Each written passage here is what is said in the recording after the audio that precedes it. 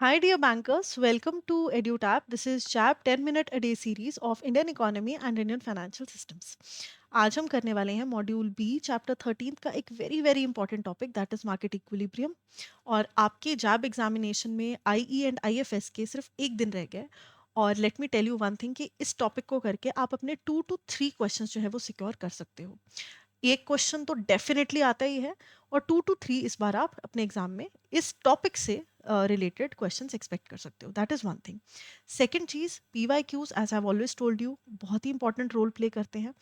और अभी अगर आप फटाफट से पीवाईक्यूज को एक क्विक रिवीजन देना चाहते हो और most important topics and most important MCQs को गो थ्रू करना चाहते हो, तो एक डॉक्यूमेंट है जिसका लिंक आपको डिस्क्रिप्शन में मिल जाएगा। Do give it a try. तो चलिए स्टार्ट करते हैं।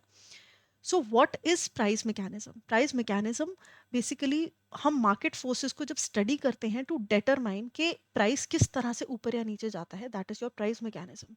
ठीक है। लेकिन हमें एग्जामिनेशन पॉइंट ऑफ व्यू से इक्विलिब्रियम को पढ़ना है और कंक्लूजन्स को पढ़ना है, क्योंकि क्वेश्चंस वहीं से उठ कर आते हैं।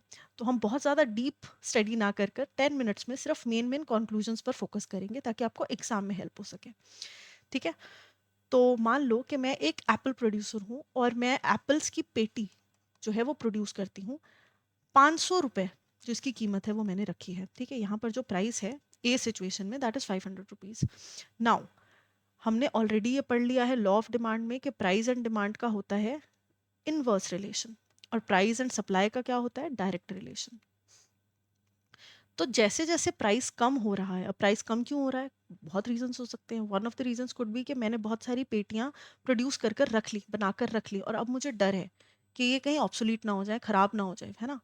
तो इसीलिए मैं प्राइस कम कम करके इसको बेचने वाली बनूंगी। ठीक है। तो जैसे ही प्राइस इसका कम होगा, डिमांड पर क्या असर होगा? Demand will increase. Why? Because this is decreasing, और ये इनवर्स रिलेशन है तो ये इंक्रीज हो जाएगी। सप्लाई क्या होगी? Supply will also decrease. क्यों? क्योंकि प्राइस के साथ सप्लाई का डायरेक्ट रिलेशन होता है, और यही चीज यहाँ पर आपको देखने को मिलेगी। ठीक है। तो ये हमें समझ में आ गया, बिल्कुल समझ में आ गया। दूसरी चीज जो ध्यान में रखने की है, जैसे जब उन सिचुएशंस में ये 500 वाली 400 वाली जहां पर डिमांड जितनी भी है कंपैरेटिवली सप्लाई ज़्यादा है, मतलब एप्पल्स इतने लोग मांग नहीं रहे हैं जितनी प्रोडक्शन मैं कर कर उनको दे रही हूँ, इस सिचुएशन को बोलते हैं सरप्लस। यानी कि सप्लाई ज़्यादा है डिमांड से, और इस केस में प्राइस को पुश मिलता है डाउनवर्ड की तरफ। ये एक बहुत साइकोलॉजिकल रीज़न है। आप सोचकर देखो, आपको कोई चीज़ नहीं चाहिए, लेकिन आपके सामने वो बहुत सारी एक्सेस में पड़ी है ना, और सामने वाले को जो सप्लायर है उसको चाहिए कि ये आप यूज़ कर लो, तो प्राइस को क्या पुश मिलेगा? आप प्राइस कम कर दोगे कि यार यूज़ कर लो, आई नो तुम्हें ज़रूरत नहीं है लेकिन सस्ते में ले लो। Right. So that is the case. तो प्राइस की जो मूवमेंट है, प्रेशर, दैट गोज डाउनवर्ड्स। इसके ऑपोजिट केस में जब डिमांड बहुत ज़्यादा है लेकिन सप्लाई उतनी नहीं है, अब आप देख सकते हो यहाँ पे डिमांड 20 है लेकिन सप्लाई 0 है। ठीक है। यानी कि सप्लायर्स को प्रॉफिट ही नहीं हो रहा। अब मान लो ये 500 की जो पेटी मैं बेच रही थी, ये प्रोड्यूस करने में मुझे 300 रुपये लगे, है ना, या 200 रुपये लगे फॉर दैट मैटर। यहाँ पर मुझे सिर्फ 100 रुपये इन रिटर्न मिल रहा है, तो लॉस में कोई सप्लायर क्यों ही प्रोड्यूस करेगा? तो इसीलिए सप्लाई हो गई 0, और जो डिमांड है दैट इज 20। लेट्स से कि बिल्कुल फुल ऑन सीजन आ गया एप्पल्स का, डिमांड लोग कर रहे हैं लेकिन सप्लाई है नहीं, तो इस केस में शॉर्टेज जो है मार्केट का स्टेटस बनेगा और प्राइस को अपवर्ड शिफ्ट मिलेगा। क्यों अपवर्ड शिफ्ट मिलेगा? क्योंकि अब लोग एक्स्ट्रा पे करना चाहेंगे। 100 की बजाय लोग हो सकता है 200 300 दोबारा से ऊपर की तरफ जाने लग जाएं, just because they want their demand to be fulfilled, और सप्लाई उस चीज़ की है नहीं। ठीक है। तो ये हमने कंक्लूजन याद रखना है कि जब डिमांड ज़्यादा होती है सप्लाई से, दैट इज योर शॉर्टेज, और जब डिमांड कम होती है सप्लाई से, दैट इज योर सरप्लस। और दोनों केसेस में प्राइस के ऊपर प्रेशर क्या होता है? फिर आ जाती है जी हमारी most important state, that is state of equilibrium. Her market में हर प्रोडक्ट के लिए एक सिचुएशन ऐसी आती ही है जहां पर उसकी demand is equal to the supply. ठीक है। तो डिमांड जितनी हो रही है, जितनी क्वांटिटी डिमांड कर रहे हैं लोग, उतनी ही क्वांटिटी प्रोड्यूसर्स सप्लाई भी कर रहे हैं। इस स्टेज को हम बोलते हैं इक्विलिब्रियम। और इस चीज को प्लीज जरा ध्यान से सुनना, जो अगली लाइन मैं बोलने जा रही हूँ।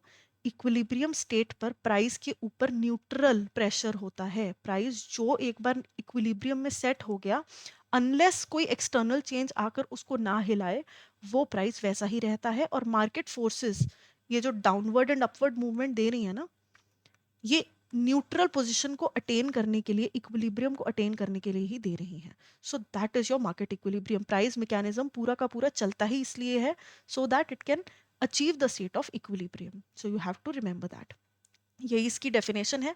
Supply and demand interact with each other to produce market equilibrium. ये होता है quantity demanded is equal to quantity supplied. और इसमें जो प्राइस सेट होता है, जो इक्विलिब्रियम प्राइस सेट होता है, जो कि आपके इस केस में 300 रुपीज हो गया था. 12 was the quantity and 300 was the price. तो ये जो 300 है, this is your market clearing price, जिसको इक्विलिब्रियम प्राइस भी बोलते हैं. ये जो है ये अनचेंज्ड रहता है as long as other factors remains unchanged. Okay, तो इसको एक ग्राफिकल उससे समझ लेते हैं. हमने पढ़ा है सप्लाई कर्व, जो कि एक डायरेक्ट रिलेशन दिखाता है इस तरह से. ये हो गया आपका डिमांड कर्व, नीचे की तरफ जाता हुआ इन्वर्स रिलेशन दिखाता हुआ.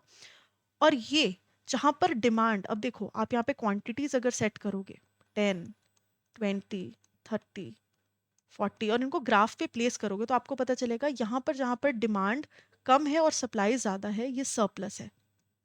और जहां पर ऑपोजिट केस है, दैट इज योर जहां पर डिमांड की कमी है. तो इक्विलिब्रियम प्राइस क्या हो गया आपका? Equilibrium price is your this point. ठीक है, ये P1, ये जो P1 यहाँ पर होगा that is your equilibrium price. तो ये जो मार्केट फोर्सेस हैं जो इंटरैक्ट कर रही हैं, ये प्राइस को, अगर मान लो सरप्लस में यहाँ पे कहीं पे प्राइस है, तो ये नीचे की तरफ इसको जोर डालेंगी. ठीक है, तो ये चीज़ हमें याद रखनी है. तो प्रीवियस होमवर्क जो था, it was which among the following affects the quantity supplied of a good other than its own price. तो इसका जो सही आंसर था दैट वाज ऑप्शन डी. और हम लेके आए हैं आपके लिए बैंकर्स कैप्सूल कोर्स, क्योंकि टाइम अब अगेन सभी एग्जाम्स में बहुत कम रह गया है. अ, तो इसमें हम हर कंपोनेंट को इंडिविजुअली कवर करेंगे. इसमें आपको शॉर्ट नोट्स और टेस्ट सीरीज मिल जाएंगी. डिस्क्रिप्शन में से आप जाकर इसे एक्सेस कर सकते हो और कोड यूज़ कर सकते हो, JAB75. ठीक है, तो if you have any more queries, you can reach out to us on the given information and I will see you in the next class. Thank you.